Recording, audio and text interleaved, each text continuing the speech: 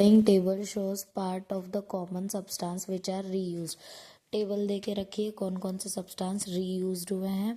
अब पहला क्वेश्चन उन्होंने बोला है the number is the number reuse of the paper is more than half और लेस देन हाफ. क्या नंबर ऑफ पेपर जितना रीयूज हुआ है वो हाफ से ज़्यादा है या हाफ से कम है. तो अब देखो नंबर ऑफ पेपर रीयूज कितना है 5/11. अब 5/11 है मतलब टोटल नंबर ऑफ पेपर कितने थे 11 और ऊपर यूज्ड कितने रीयूज कितने हुए 5 हुए. अब 11 का हाफ करके देख लेंगे हम. अगर वो 5 हुआ तो ठीक है हाफ लिख देंगे. अगर हाफ से कम हुआ तो लेस देन हाफ लिख देंगे. हाफ से ज़्यादा हुआ तो less than more than half लिख देंगे. तो अब 11 का आधा देखेंगे कितना होता है तो होगा 2 5 ज़ा 10. 10 किया माइनस किया 1 बचा पॉइंट लगाया 0 बढ़ाया 2 5 ज़ा 10.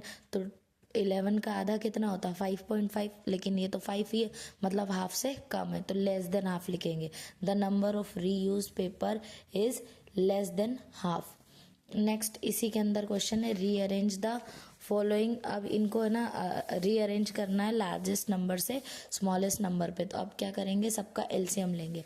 सबका एलसीएम कैसे लेंगे 2 की टेबल से जितने भी अपॉन के नंबर है सबका क्या करेंगे एलसीएम लेंगे. तो 11 8 5 और 4 2 की टेबल से जो नहीं डिविजिबल है वो वैसा का वैसे ही लिखा जाएगा और जो डिविजिबल है वो डिवाइड होके लिखेंगे. जैसे कि 2 4 ज़ा 8 हो जाएगा 2 2 ज़ा 4 हो जाएगा बाकी नंबर वैसा का वैसे ही. फिर 2 2 ज़ा 4 2 1 ज़ा 2 बाकी नंबर वैसे ही. 1 आ गया तो फिर 1 को छोड़ देना है ऐसे ही कुछ नहीं करना है अब उसके अंदर. 2 की टेबल से 2 1 ज़ा 2 फिर जो नहीं डिविजिबल वो वैसे के वैसे ही. अब 11 की टेबल से 11 जाएगा डिविजिबल 11 1 ज़ा 11 फिर 5 वैसा का वैसे ही. फिर 5 की टेबल से जाएगा तो 5 1 ज़ा 5 सब में 1 1 आ गया. अब जो फैक्टर्स आए हैं उसको हम मल्टीप्लाई कर लेंगे. 11 5 ज़ा 55 2 2 ज़ा 4 4 2 ज़ा 8. अब इन दोनों का मल्टीप्लाई करेंगे तो 440. 440 क्या आया हमारा एलसीएम. अब एलसीएम से एक बार इसको डिवाइड करेंगे जो आंसर आएगा उससे ऊपर नीचे मल्टीप्लाई. एक बार इसको डिवाइड करेंगे जो आंसर आएगा ऊपर नीचे मल्टीप्लाई. एक बार इससे डिवाइड करेंगे जो आंसर आएगा ऊपर मल्टीप्लाई और नीचे मल्टीप्लाई. एक बार इससे डिवाइड करेंगे जो आंसर आएगा ऊपर नीचे मल्टीप्लाई. तो आप 440 को जो एलसीएम है 440 से 11 से डिवाइड किया. अब जब 11 से डिवाइड किया हमने तो हमारा आंसर आया 40 आया. 40 से ऊपर नीचे दोनों साइड मल्टीप्लाई किया तो हमारा मल्टीप्लाई करने के बाद ये आंसर आया. दूसरा अब 440 को 8 से डिवाइड किया. 440 को 8 से डिवाइड किया तो हमारा आंसर आया 55. 55 से ऊपर नीचे दोनों साइड मल्टीप्लाई किया. मल्टीप्लाई करने के बाद जो आंसर आया वो लिख दिया. फिर एक बार 5 से डिवाइड करेंगे 440 को. 5 से डिवाइड करेंगे तो हमारा आंसर आया है 5 से डिवाइड किया तो 88 आया. 88 को ऊपर नीचे दोनों साइड मल्टीप्लाई करेंगे. अब फिर एक बार 4 से डिवाइड करेंगे. 4 से डिवाइड किया तो हमारा आंसर आया 110. 110 से ऊपर नीचे दोनों साइड मल्टीप्लाई करेंगे. अब इसको लार्जेस्ट टू स्मॉलेस्ट रीअरेंज कर देंगे. सबसे बड़ा नंबर था 330 तो वो लिख दिया. फिर उसके बाद 275 वो लिख दिया. फिर उसके बाद 200 वाला फिर 176 वाला. ये इसका आंसर है. नेक्स्ट क्वेश्चन पे चलते हैं. क्वेश्चन नंबर 25 बोला है measure 2 adjacent angle of parallelogram are in the ratio 2:3. आप पैरेललोग्राम के 2 एंगल बताने जिनका जो कि 2:3 के फॉर्म में है. तो find the measures of each angle of the parallelogram. और हर एंगल पता करना है कि कितने डिग्री का है. तो हमने माना कि एंगल ए और एंगल बी है तो angle A equals to 2x मान लें और angle B equals to 3x मान लेंगे. अब देखो पैरेललोग्राम के जो एडजस्टेंट एंगल होते हैं वो सप्लीमेंट्री एंगल होते हैं. अब सप्लीमेंट्री एंगल का सम कितना होता है एंगल 180. तो angle A plus angle B करेंगे तो 180 आएगा. एंगल ए की वैल्यू कितनी थी 2x बी की वैल्यू थी 3x. दोनों को ऐड किया इक्वल का इक्वल 180 का 180 वैसा का वैसे ही. 2 और 3 दोनों को ऐड किया तो हो गया 2x plus 3x equals to 5x. अब इक्वल्स 180. अब ये चीज़ मल्टीप्लाई की थी डिवाइड में चली जाएगी. डिवाइड करने के बाद अगर 5 से 180 को डिवाइड करेंगे तो 36 आएगा. तो हमारा एक जो एंगल है वो आ गया 36.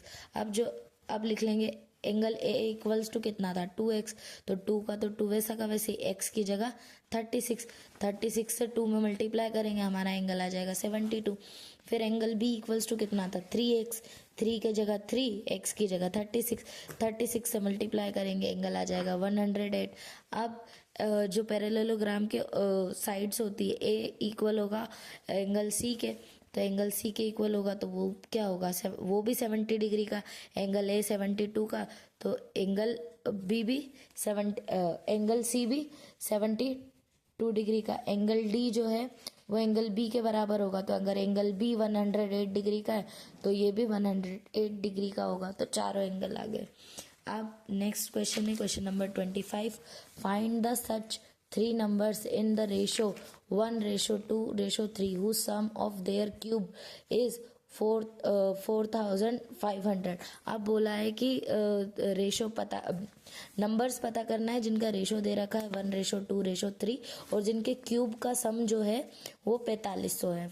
तो अकॉर्डिंग टू पहले हमने ले लिया कि जो नंबर है वो x, 2x और 3x है। अब अकॉर्डिंग टू क्वेश्चन बोला है कि सबका क्यूब, जो क्यूब का सम मतलब ऐड करना, तो इन सबको क्यूब करके सम करेंगे अगर तो हमारा आंसर आएगा 4500, 4500। अब x का क्यूब तो वैसा का वैसे 2x का क्यूब कितना हो जाएगा 2 2 4, 4 2 8, और x का क्यूब वैसा का वैसे ही प्लस का प्लस, 3 का क्यूब क्या हो जाएगा 3 3 9 और 9 3 27, और क्यूब ऐसा कैसे फिर 4500 4500 ऐसा कैसी। अब सबको ऐड किया 27 और 8 और एक्स क्यूब को ऐड करोगे तो 36 आ जाएगा, 36 एक्स क्यूब। अब 36 जो है वो मल्टीप्लाई में डिवाइड में पहुंच जाएगा 4500 के, तो डिवाइड में पहुंच गए। डिवाइड करने के बाद जो आंसर आएगा आपका वो होगा 125। अब एक्स क्यूब है, क्यूब हटेगा तो रूट लगेगी, क्यूब रूट लगेगी। क्यूब रूट में क्या होता है 3 डिजिट की पेयर बनती है, 3 डिजिट की जब पेयर बन गई तो एक जो है 5 वो हमारे पास आ गया।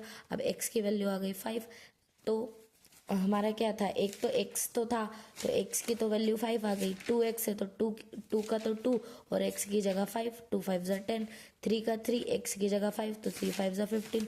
तो हमारे नंबर्स जो आ गए हैं वो है 5 10 और 15, यही आंसर है।